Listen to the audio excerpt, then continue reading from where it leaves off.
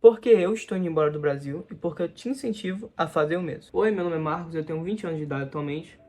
Não reparo no cenário, porque, tipo assim, eu não tenho dinheiro pra ficar comprando highlight, pra ficar comprar ring light, essas coisas. Não sou um youtuber famoso, eu devo estar com tipo, uns 10 inscritos nesse momento aí que tu tá vendo o vídeo. E esse é um canal pessoal meu. Eu só vim contar um relato pessoal meu sobre como tá sendo viver no Brasil. Eu sou um cidadão americano. Eu fui criado no Brasil praticamente. Eu cheguei aqui no Brasil quando eu tinha por cerca de 3 anos de idade. Cheguei lá dos Estados Unidos. Nasci lá, pelos 3 anos de idade eu vim pra cá. E eu fui criado aqui, a minha vida inteira.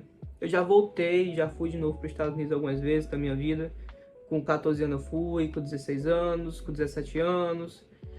Só que no Brasil a minha vida, tipo, nunca foi uma vida tão difícil, tá ligado? Tão puxativa quando eu era de menor de idade. Tinha minha avó que sempre me ajudou, tinha a minha mãe que se esforçava também.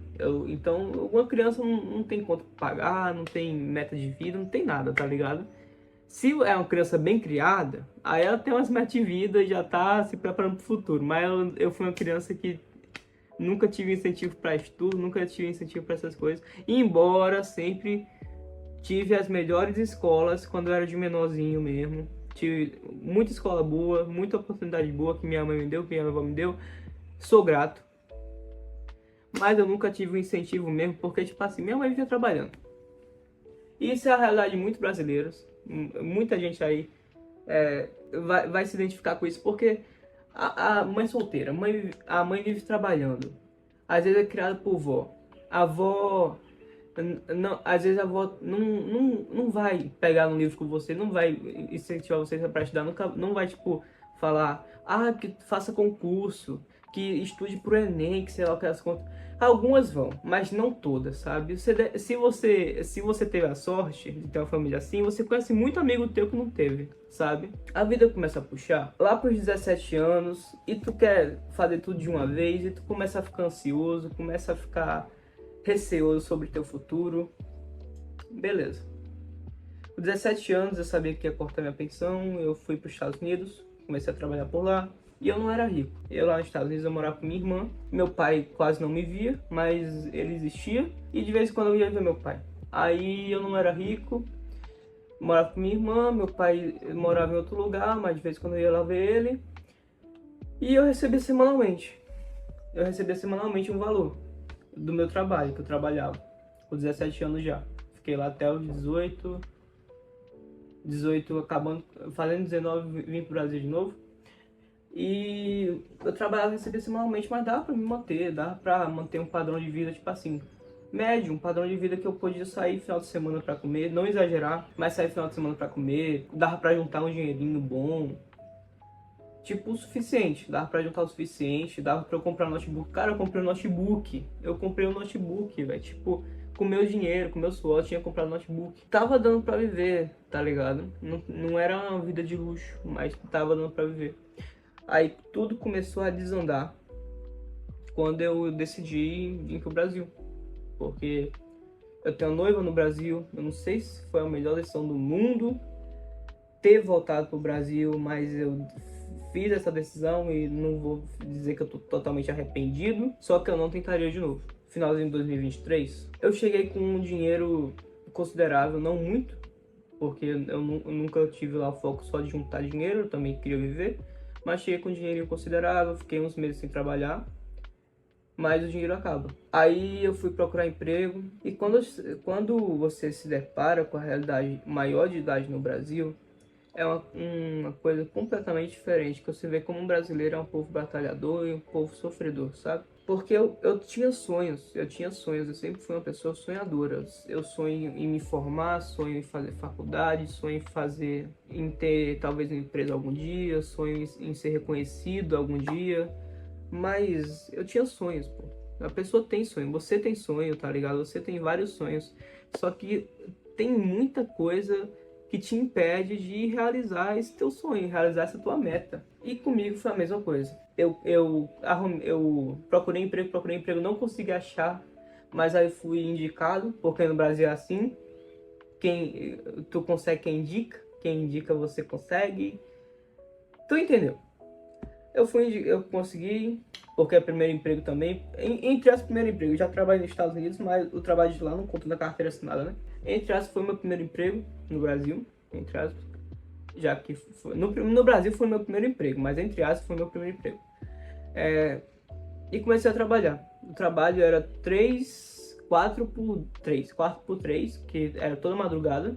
Não era um trabalho ruim, só que o horário era péssimo, porque você trabalhar de madrugada, começa a ver, tipo, que desregula completamente não só seu sono, como seu ciclo circadiano todo. Desregulando seu ciclo circadiano, começa a engordar, você começa a raciocinar menos, você, durante os teus dias de folga, você não quer fazer nada, sabe? Eu cheguei a engordar 20 quilos.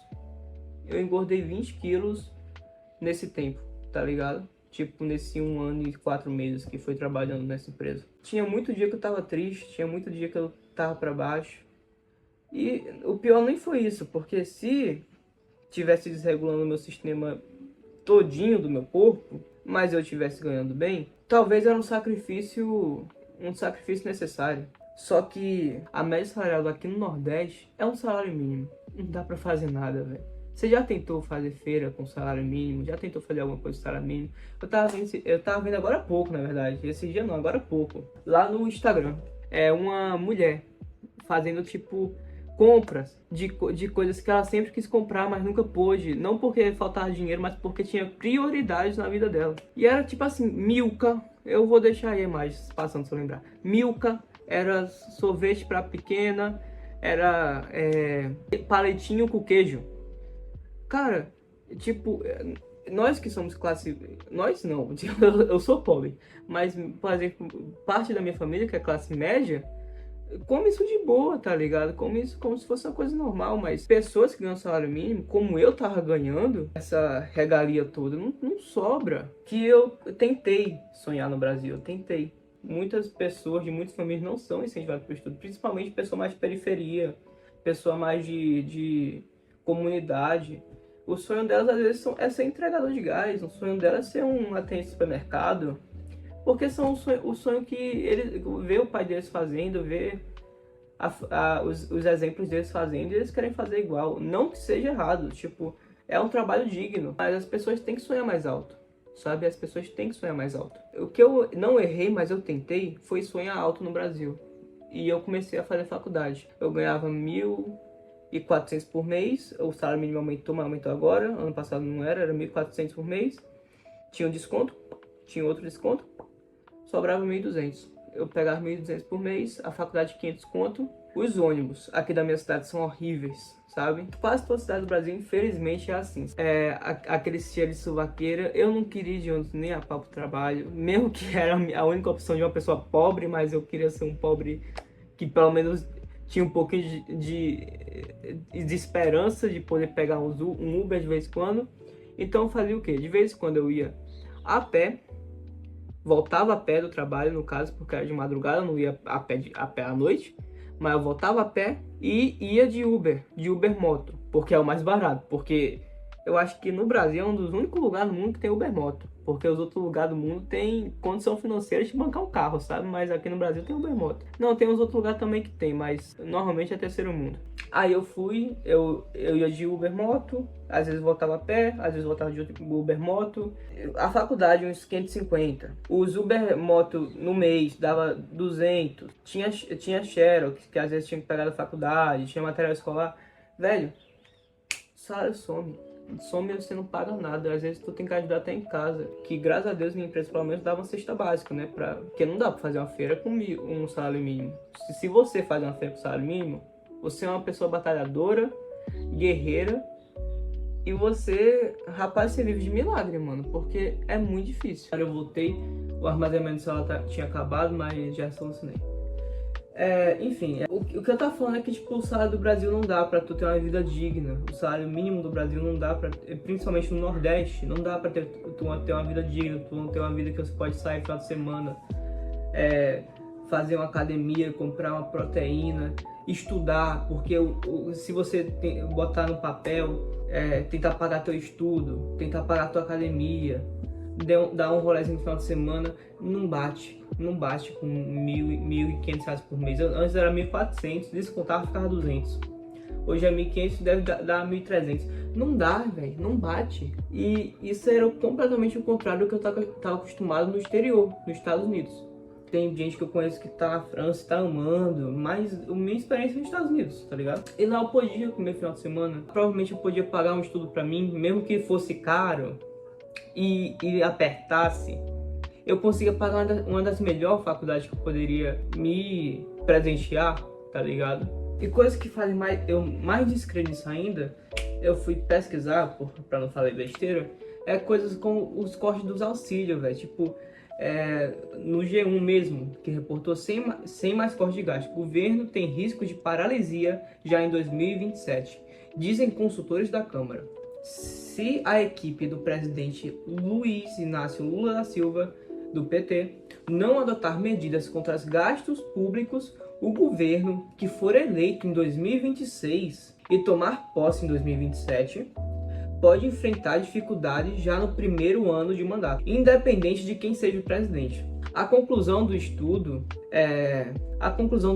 do Núcleo de Economia e Assuntos Fiscais da Consultoria de Orçamento da CONOF, ou seja, tem uma chance, uma grande chance de, se não cortar os gastos, tipo, todos os auxílios, Bolsa Família, Bolsa Água, Bolsa Aluguel, Bolsa sei lá o que, serem cortados, tá ligado? Ou então, se não for cortados, serem reduzidos drasticamente.